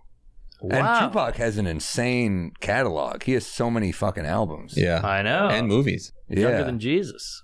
Jeez, man. I mean, There's the 27 Club too. They didn't even get that far. yeah. What is that? Joplin, Cobain. Cobain, Yeah.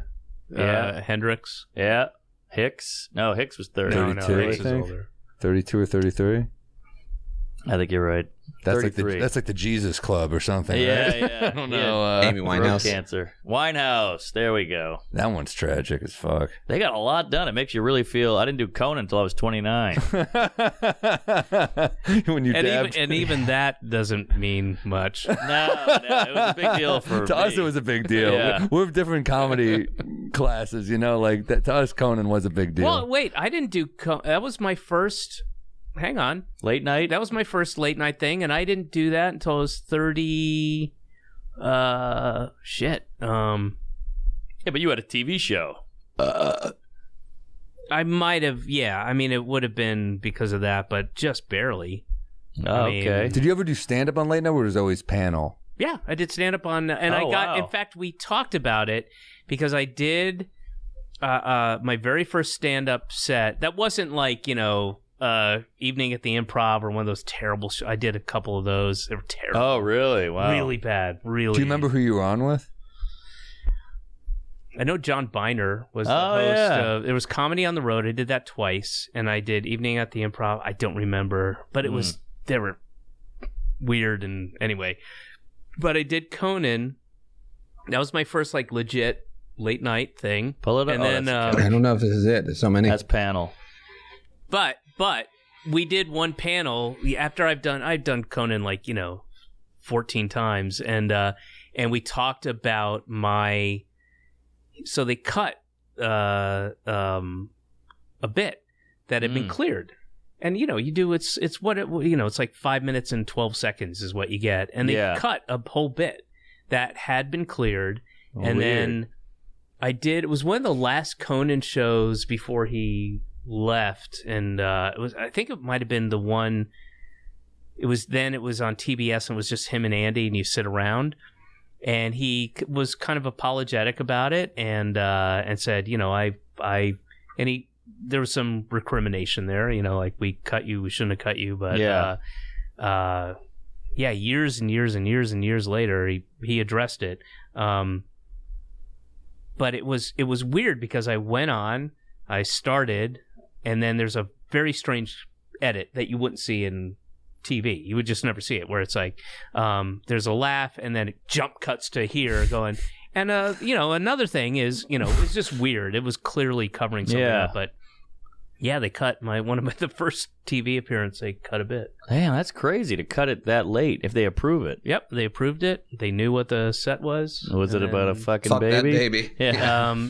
No, it was about we don't know what Jesus Christ sounded like, and he could have sounded like an effeminate Southern man. Oh, that's why. And then I just did Jesus as an effeminate. Oh, that's great. I turned water into wine. Yeah, it was, yes. Basically. All right. Well, shit. At least you can still do it in your act. Not on TV. Well, yeah, it's on. It exists somewhere, I think. But what year was Shut Up You Fucking Baby? Because that was big. Yeah, 2001. No, it was right after, because I have jokes about 9/11. Yeah, you had 2002. the improv troupe, right, about 9/11. Oh, Salted Nuts. Yeah. Well, there's the thing about Gabriel, which is the name I gave this guy who I saw rollerblading with a gas mask.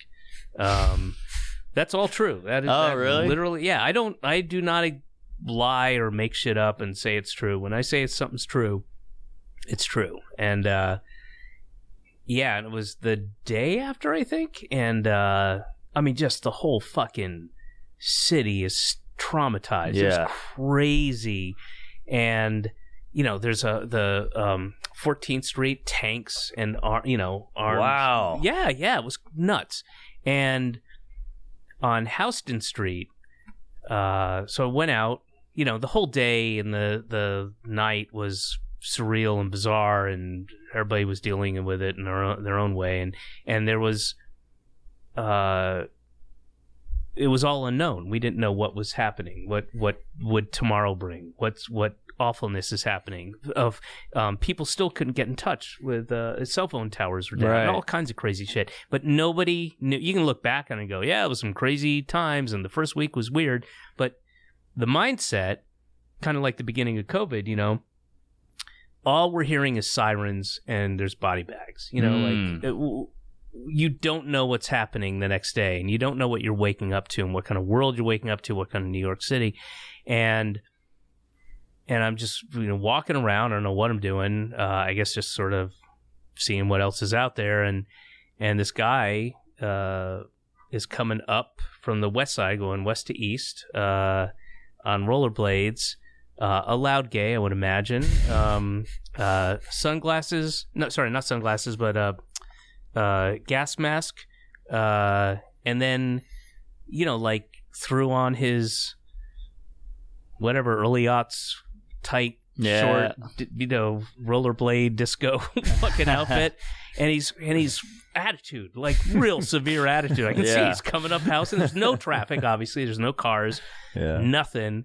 And he's fucking coming up with determination. That's New York. That gives you hope. Yeah. But that was, a bit that became famous from Shut Up You Fucking Baby. That's all true. Yeah. Yeah. All... You were here at 9/11. Yeah, I remember leaving school. We had to leave school early. My dad came to pick me up. He was like, "Yeah, we're under attack." I was like, "Oh, okay." What? Where were you? Midtown. I went to high school in Midtown, and then my dad. We got a pop quiz that day. Actually, our teacher. We got bombed. We got attacked. Not bombed. Wait. Your school continued? Yeah. What? We had a Spanish teacher give us a pop quiz, and all of us were like, "Fuck you! We're not taking. We think we're under attack." Yeah. Wait a fucking second here. When was? Wait, what time? How old of day? was I? No, what? Oh, it was the morning. It was one of the early classes. No, we ended up leaving, but it went on for a minute. We didn't know what happened yet, but then there was also, I don't know if people remember. You probably remember. We didn't get cell phone service back then. No. So towers were out. Everything was ours. I was trying to call my parents. We didn't know. I had friends like. No. There was no cell phone service. Yeah, it was. And then I remember my family. We all lined up to donate blood and stuff at hospitals, but they were like, "We're good." Literally every New Yorker's done this. It was a pretty crazy moment. Wow. Oh, I have similar memories of that, you know. And I remember when we did, because I did talk to people that evening, because I remember going up to my roof, and I apparently had this real breakdown, and a girl that was a friend of mine that you know wasn't a girlfriend at the time, used to be able, we're still close. I said I saved your message. You know, and I was like sobbing and all this stuff, and I think I just sort of lost it after a full day of that stuff. And I mean, I have all kinds of, I'm not going to go into it now, but the disconnect between, I had a friend who was in Harlem, and the attitude he had in talking to him and what people were experiencing like below 14th Street was just, he might as well have been in Alaska. Right, and right. he's in Harlem. He's in the same borough, same island. And just like asking questions like, you know, my mom would ask, like, hey man, so what's going on? Or, you know, just general questions like, I can't remember, but like, so, I mean, do you guys have electricity, or what's going on? And is anybody hurt? Or, you know, just weird things. Like, he's literally up on 125th Street, and it's just a different world down here. It is. It was crazy. Yeah, I watched it from my roof in Chinatown, and when that first tower collapsed, it was the only time in my whole life my knees gave out. I didn't know what that expression meant before, but I literally, I fell. Really? I couldn't control that. My dad worked in Times Square, so he saw the second plane hit. So he watched it. That was like the craziest. It was the craziest day. I mean, I think about it's. Thank God you got a great joke. I mean, that shit was part of healing. Like, is laughing in New York. I mean, I think of your bit. I think of like Greg Giraldo's bit about the bachelorette party. I think about I think about the Wu-Tang song Rules. Like, I think about the Spike Lee movie 25th Hour. Like, where we were like, man, that scene with Barry Pepper was like heavy. And when Giuliani came out on SNL and said, "We can be funny again." I think, little shit meant so much. I mean, I think of Mike Piazza's home run. That was like powerful. I mean, it was a crazy time. It was, I feel bad. I was in New Orleans, hungover, freshman at college, came downstairs, and me and my dad had a weird relationship, and I came and he goes, "We got to talk." And I go, shit. And I wrecked the car, and I, puke in the living room, and he's like, "The Twin Towers have been hit." And I was like, "Oh, thank God." Holy shit. I didn't do it. Yeah, it wasn't me. And then I went to college or school, and it was shut down, so I got to go home. So it was kind of nice in Louisiana. Damn. It was nice in Louisiana. Well, it was a break. But then the news started coming out. You saw the people jumping. You saw the smoke. It was wild. You know what? Another thing I'll never forget about September 11th that day, it had been a really exceptionally hot, well, not anymore, but back then it was an exceptionally hot summer.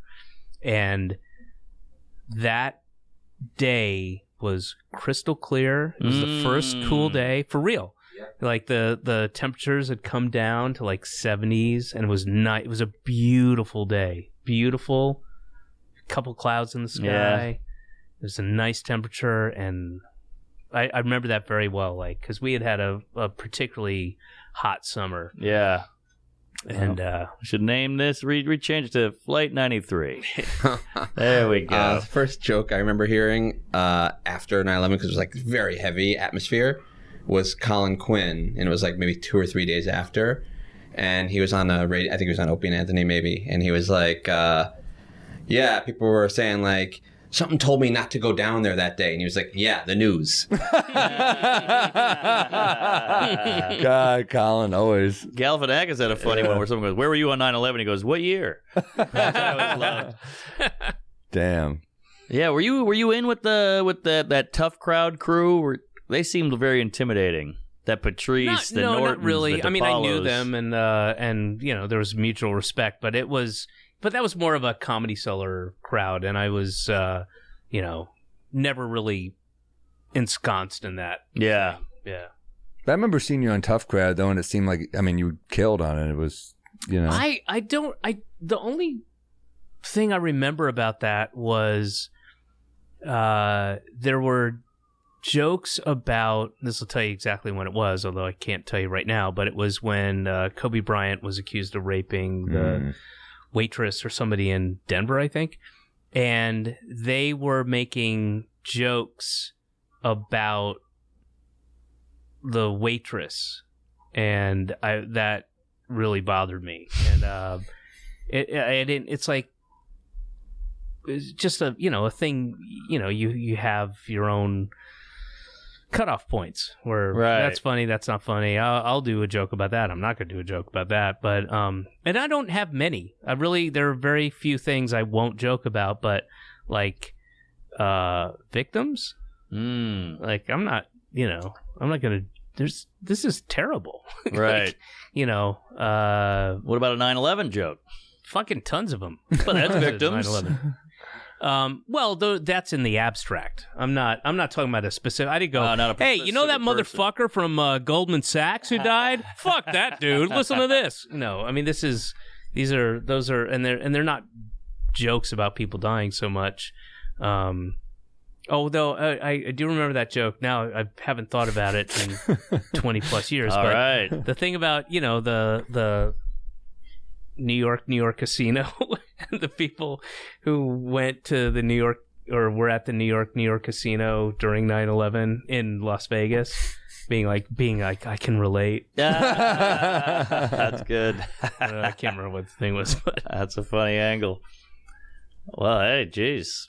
I mean, brought it around full circle with the paper plane, 9/11. Yeah, well, thank you so much for coming on, man. We really appreciate it. I'm not done. Oh, really? Listen, we still got a little bit of paper plane. All right. Can I do a rec Do a then? rec. I never do rec. Do a rec, Oh, please. hit me. Station 11 was my favorite show of like 2021. Oh yeah, that was great. That was a great show. Really, really good. Yeah, I don't even know what platform it was on, but it was amazing. It was HBO, right? I think so. Okay. HBO or HBO Max? Was that about a pandemic? Yes. Yes, And that it was was made really free. fucking good, man. That By was the way, great. you've got a computer. I don't know what show it's on. It's fucking there. I'm drunk. Are you? No. Okay. Yeah, I did not I didn't know anything about I gotta watch it. the source material. I didn't know. I just, I did my stuff and that was it. And it was beautiful. And those last two episodes, I was fucking balling. Yeah. Those gotta last watch two it. episodes. And Hamesh Patel, how did he not get the Emmy? Yeah. I mean, Did they have there's the so Emmys many that good year? people in there, but he's fucking great. Yeah. No, he's just great. I'm going to watch it next. This is my next It's show. really good, it's man. good. It's really good. I'm pumped to It's watch well it. done. It's like a movie. So well done. Patrick Sullivan, who was the showrunner, who took that book and turned it. It's just beautiful, and it's a surprisingly optimistic message, and it's just so well done. It's so fucking good. Yeah. And the last two episodes, I was bawling. And to watch it during COVID, it like really hit home. Just all at home. Is that accurate? They were making it pre-pandemic, and then did they finish it in the pandemic? Or Yeah, it was. I think started pre-pandemic, and then the pandemic hit, and it was shot in Toronto, and I happened to be in Toronto, stuck in Toronto. My wife was working there. It's a long story, and it was bleak, man. It was really tough time, and quite depressing, and not good for our marriage. And I remember calling my agent, going, "I will work on anything, literally." I'm not relegating that to anything, but I'm like, I'm sitting in a house that's an Airbnb. It's not my house, with a hyper 4-year-old. My wife's working, and I'm got nothing, and we're on month 4 of who knows how long this shit's going to be, because we were locked down. There was nothing open in Toronto. Especially It was like- Toronto. and everything was open here. right. I'm like talking to Bob. He's like, "Hey, man, I just did a set in New York. It's great." I'm like, "Oh, man." And it was really hard. And We shot a special on rooftops in New York City. yeah, There was nothing open. We were just like, well, let's just do some weird shit. God bless you, man. Yeah, we were like, do anything. We were going crazy. dude, I didn't do a set for a year and 7 months. Woo! I'd go crazy. I was going crazy. Yeah. A year and 7. That's the longest it's been since I started when I was 17. I've never gone that long, not even remotely close to not doing a set. You realize how much we need this shit. It's such a part of our. Last night they were making fun of me because I was so tired. I was off the road, and I was like, I should cancel at the Cellar tonight, and I couldn't do it. Yeah. I was like, I couldn't send the text. I was like, fuck it, I'm in. Yeah. Well, I don't know, and it's absolutely fine. You're along with most people if you haven't saw my last special.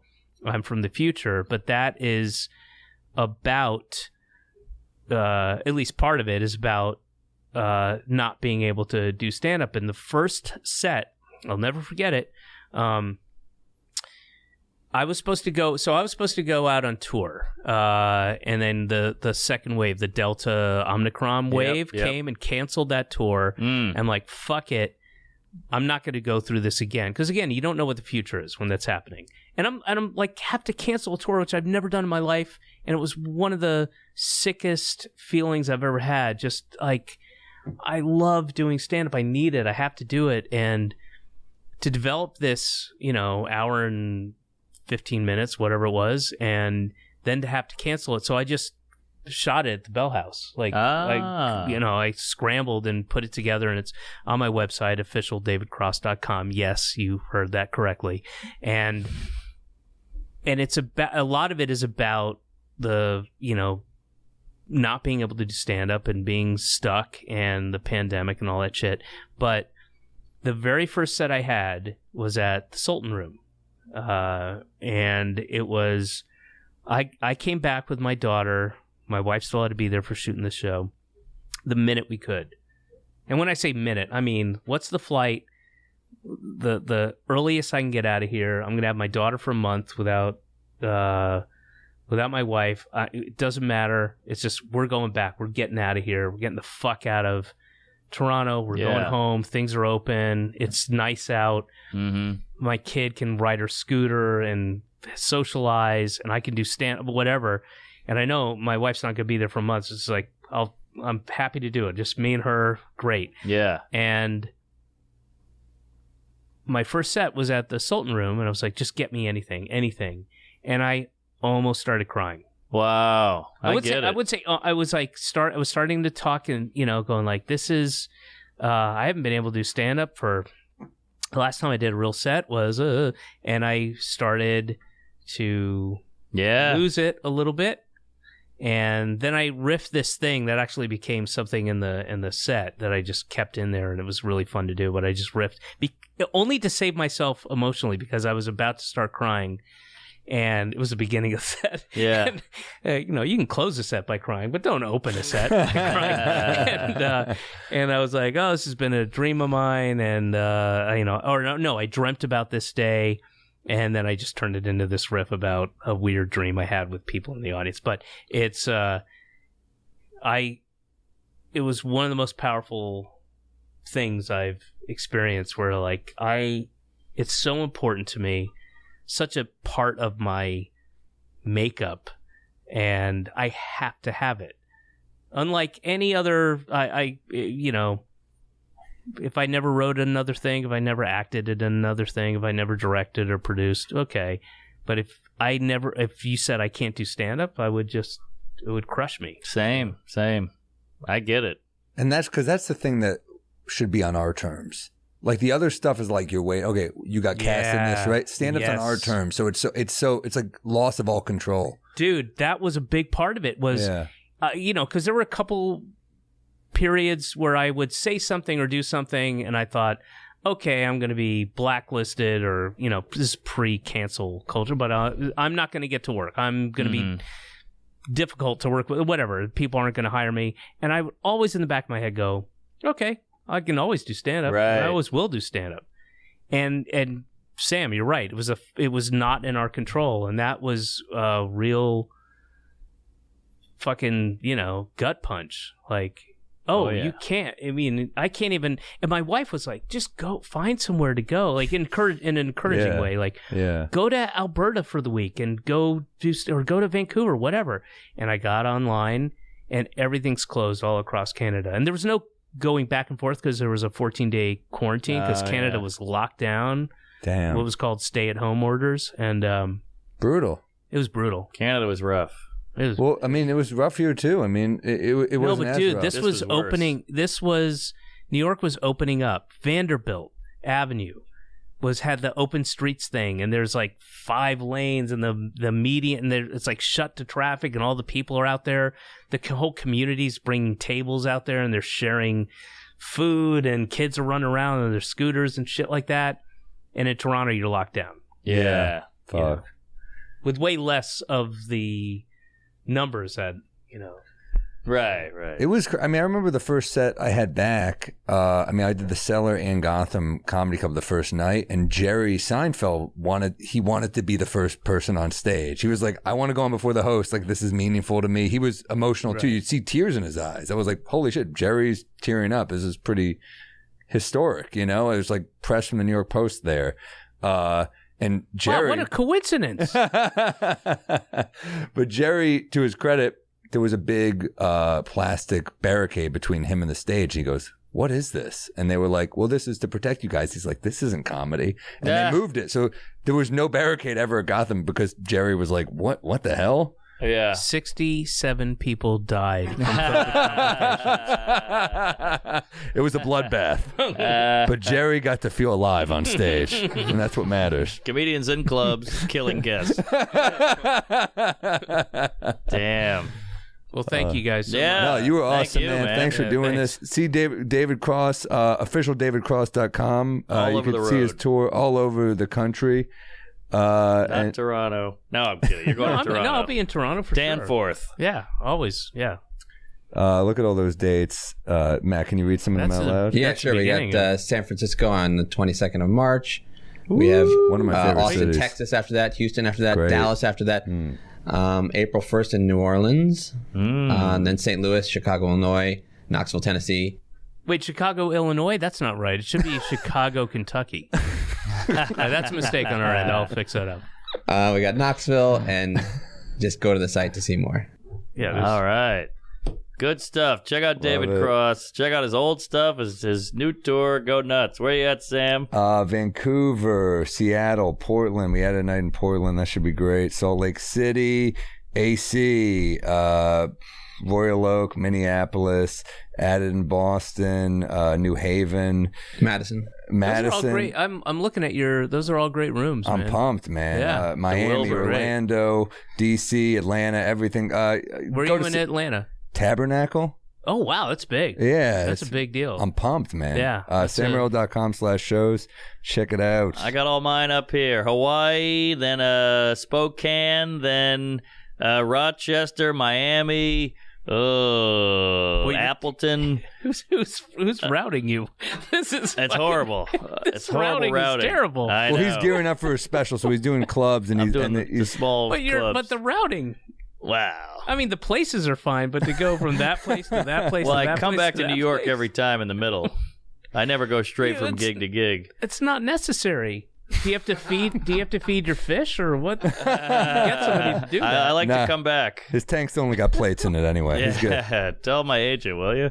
Jesus Hawaii to Maine to Spokane to Austin I know. to I Alberta just did to literally Miami. Tacoma, New York, Spokane. I was like, kill me. Yeah, it's a 6-hour flight. It's a bitch. You got to connect a lot of times. But yeah, come on out, marknormancomedy.com. Loud Gaze. We're really doing it. Thanks Thank Dave, you, for guys. doing the show. Hey, Thanks, just so Dave. you know, it's GAZE. Yes. Yes. And so don't come, jumping Thank up you. our ass, all Avert right? your gaze. Sunday's a day for my next offender. A bit of peeeeeee, you know the beer juice close. I've had a little too much bourbon, and Norman's talking shit about the fucking Pope. And I get down in the same way. Up on the roof like a cop's coming, and naked Samuel is feeling dangerous. I'm out to lunch here in New Orleans. This woman doesn't look like I remember